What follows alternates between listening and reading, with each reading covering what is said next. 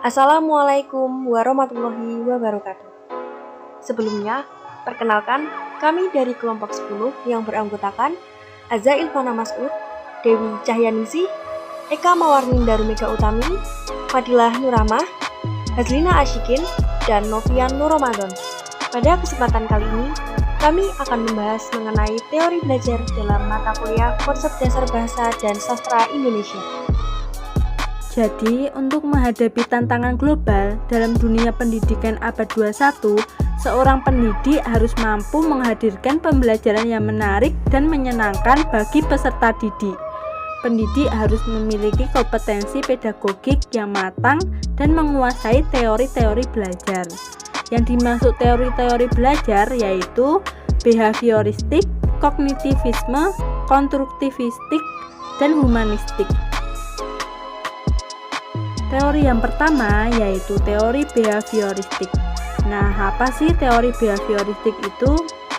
Menurut teori behavioristik, seseorang dianggap telah belajar apabila mengalami perubahan tingkah laku sebagai akibat dari adanya interaksi antara stimulus atau rangsangan yang diberikan pendidik dan respon atau tanggapan dari peserta didik. Kelebihan teori behavioristik sendiri yaitu guru lebih sering membiasakan muridnya untuk belajar mandiri.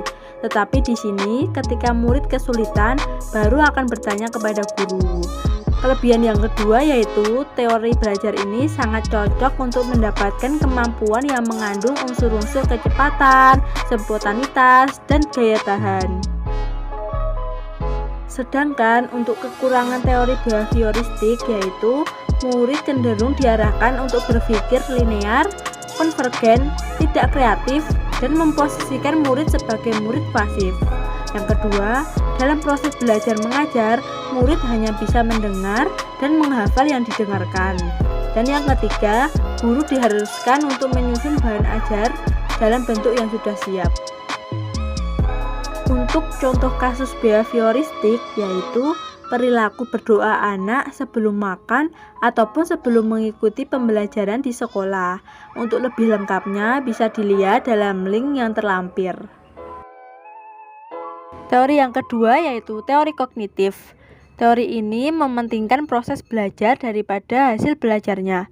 Teori ini mengatakan bahwa belajar tidak sekedar melibatkan hubungan antara stimulus dan respon, melainkan tingkah laku seseorang ditentukan oleh persepsi serta pemahamannya tentang situasi yang berhubungan dengan tujuan belajarnya. Teori ini berpandangan bahwa belajar merupakan suatu proses internal yang mencakup ingatan, pengolahan informasi, emosi, dan aspek-aspek kejiwaan lainnya. Kelebihan teori kognitif yaitu yang pertama memudahkan siswa untuk memahami materi belajar dan yang kedua siswa menjadi mandiri dan lebih kreatif. Untuk kekurangan teori ini yaitu teori yang belum bisa digunakan pada semua tingkat pendidikan dan pada pendidikan tingkat lanjut teori ini susah untuk diterapkan. Contoh kasus kognitif yaitu guru sangat memberikan apresiasi kepada siswa yang berhasil mendapatkan nilai UN yang tertinggi. Nah, untuk lebih lengkapnya dapat dilihat di link yang telah terlampir. Teori yang ketiga yaitu teori konstruktivisme. Teori ini menggunakan metode pembelajaran yang lebih menekankan pada proses dan kebebasan dalam menggali pengetahuan serta upaya dalam mengkonstruksi pengalaman atau dengan kata lain, teori ini memberikan keaktifan terhadap siswa untuk belajar menemukan sendiri kompetensi, pengetahuan atau teknologi, dan hal lain yang diperlukan guna mengembangkan dirinya sendiri. Nah, dalam proses belajarnya pun memberikan kesempatan kepada siswa untuk mengemukakan gagasannya dengan bahasa sendiri, untuk berpikir tentang pengalamannya sehingga siswa menjadi lebih kreatif dan imajinatif, serta dapat menciptakan lingkungan belajar yang kondusif. Kelebihan teori konstruktivistik meliputi yang pertama, dalam proses belajar mengajar, Guru dapat mengajarkan para murid untuk mengeluarkan ide-idenya atau gagasannya dan melatihnya agar bisa mengambil keputusan. Yang kedua, semua murid bisa mengingat pelajaran yang sudah diajarkan karena mengikuti proses belajar mengajar secara langsung dan aktif. Serta yang ketiga, pengulangan pelajaran yang dilakukan secara berulang akan membuat murid lebih mudah untuk berinteraksi dan yakin bisa memahami pelajarannya. Sedangkan kekurangan teori konstruktivitik yaitu yang pertama, teori belajar ini lebih susah untuk dimengerti karena ruang lingkupnya lebih luas. Dan yang kedua, tugas guru menjadi tidak maksimal karena murid diberi kebebasan lebih banyak. Contoh kasus konstruktivistik yaitu siswa sekolah dasar melakukan kegiatan mencangkok tanaman mangga setelah mendengarkan penjelasan dari guru pada pelajaran IPA. Teori yang terakhir yaitu teori humanistik. Menurut teori humanistik, proses belajar harus dimulai dan ditujukan untuk kepentingan memanusiakan manusia itu sendiri.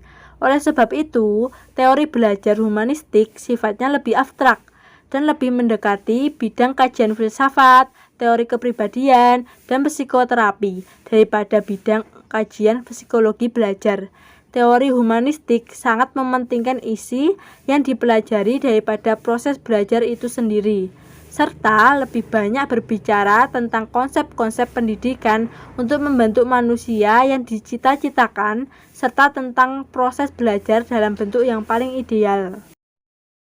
Kelebihan teori humanistik meliputi, yang pertama, tingkat keberhasilan atau indikator penilaian dari teori ini, yaitu murid merasa senang dalam belajar dan terjadi perubahan terhadap tingkah laku dan pola pikir bukan karena paksaan atau keinginan sendiri.